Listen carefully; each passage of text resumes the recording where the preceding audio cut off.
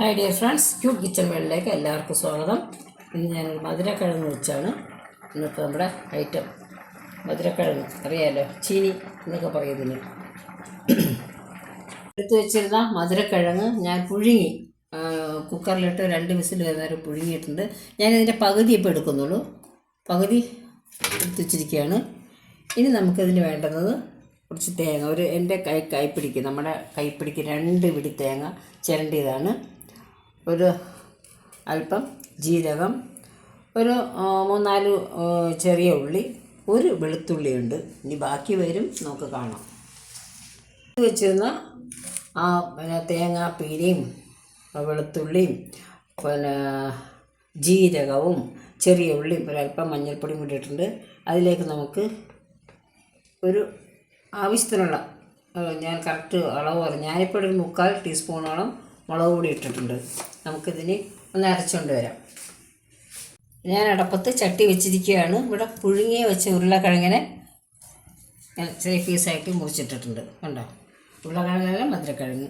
ഇനി ഞാൻ അതിൻ്റെ ഉള്ളിൽ കുറച്ച് ചെറുപയർ വേവിച്ചതുണ്ടായിരുന്നു. അത് നിങ്ങൾക്ക് ചെറുപയറോ അല്ലെങ്കിൽ വൻപയറോ ഏത് വേണമെങ്കിലും എടുക്കാം. ഞാനിപ്പോൾ ചെറുപയർ കയ്യിലുള്ളതുകൊണ്ട് ഞാനത് എടുത്തു. ഞാൻ പുട്ടുണ്ടാക്കാൻ വേണ്ടി ചെറുപയർ ഉണ്ടാക്കി വെച്ചിരുന്നു, അത് ഈ ചട്ടിയിലോട്ടിട്ടു. ഇനി നമുക്ക് ഈ കിഴങ്ങ് ഇതും കൂടി ഇട്ട് കൊടുക്കാം. ഇപ്പം അതൊക്കെ ഇതൊന്ന് മിക്സ് ചെയ്യാം.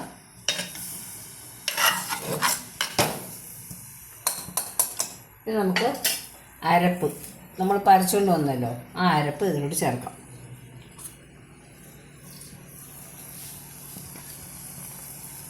നമ്മളിത് അരപ്പൊഴിച്ചു, ചെറുപയറിട്ടിരിക്കുന്നതിനകത്ത് അരപ്പൊഴിച്ച് കിഴങ്ങ് മധുരക്കിഴങ്ങ് കൂടി ഇട്ടിട്ടുണ്ട്. നമുക്കിനി ഇതിനകത്തോട്ട് കുറച്ച് ഉപ്പിട്ട് കൊടുക്കാം. അപ്പോൾ ഞാൻ പയർ വേവിച്ചപ്പോൾ ഉപ്പിട്ട പയറായിരുന്നു കറി, പുട്ടിന് വേണ്ടി ഉണ്ടാക്കിയതാണല്ലോ.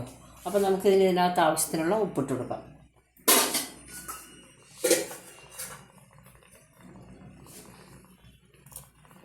ഉപ്പ് മതിയെന്ന് നോക്കണം, എന്നിട്ട് ആവശ്യത്തിനിടുക.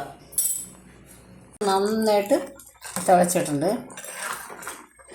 കഷ്ണം അങ്ങനെ തന്നെ എടുക്കണം. വേണമെങ്കിൽ ഒരു 3-4 കഷ്ണം നമുക്ക് ഇതെങ്ങനെ ഒന്ന് പ്രസ് ചെയ്ത് കൊടുത്താൽ മതി. അപ്പോൾ അത് എന്നിട്ട് വെന്തതല്ലേ, അപ്പോൾ ഒന്ന് ചെറിയൊരു കൊഴുപ്പ് കിട്ടും. ഇപ്പോൾ കൊഴുപ്പുണ്ട് എങ്കിലും വേണമെങ്കിൽ ഒന്നിങ്ങനെ വലിയ മന്ദം കഷ്ണം വേണ്ട എന്നുണ്ടെങ്കിൽ ചെറുതായിട്ടൊന്ന് ഒടിച്ചു കൊടുക്കാം. ഇനി നമുക്കിത് താളിച്ചിടാം.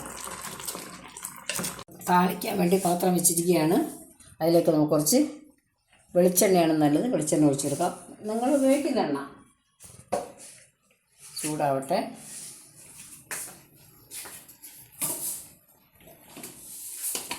ഇതിലേക്ക് നമുക്ക് കടുകിട്ട് കൊടുക്കാം.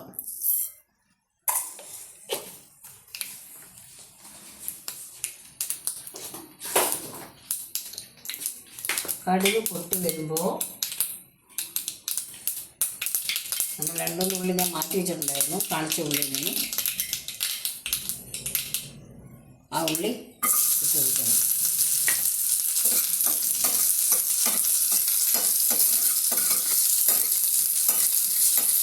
ഇതൊന്ന് മൂത്ത് വരണം. ഇത് ഏകദേശം മൂത്ത് തുടങ്ങിയിട്ടുണ്ട്. ഇതിലേക്ക് നമുക്ക് 2 ഉണക്കമുളക് പൊട്ടിച്ചിടുകയാണ്. കറിവേപ്പില ഉണ്ടെങ്കിൽ കറിവേപ്പില ഇടാം. ഇവിടെ ഇപ്പോൾ കറിവേപ്പിലയില്ല, അത് ഞാൻ കറിവേപ്പില ഇട്ടില്ല.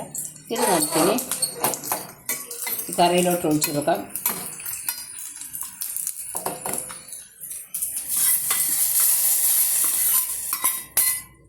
ഇനി നമുക്ക് ഒരാളെ കൂടെ ചേർക്കാനുണ്ട്, തേങ്ങാപ്പീര. ഈ വേണമെങ്കിൽ ചിലർ ഇതിടും, ഉഴുന്നിടും. വേണമെങ്കിൽ ഉഴുന്നിടാം, ഞാൻ ഉഴുന്നിട്ടില്ല. തേങ്ങ വറുത്തിടാറുണ്ട്, കൂടുതൽ തേങ്ങയൊക്കെ ഇടാൻ കേട്ടോ, അവിടെ കുറച്ചിടുന്നൊക്കെ.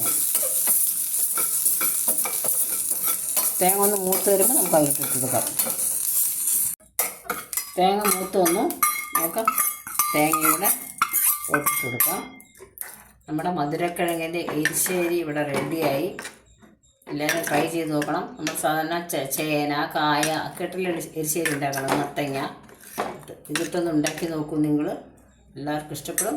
ഇത്രയും നേരം കണ്ടതിന് എല്ലാവർക്കും നന്ദി, നമസ്കാരം. നമ്മുടെ മധുരക്കിഴങ്ങിൻ്റെ എരിശ്ശേരി ഇവിടെ റെഡി ആയിട്ടിരിക്കുകയാണ്. എല്ലാവർക്കും നന്ദി, നമസ്കാരം.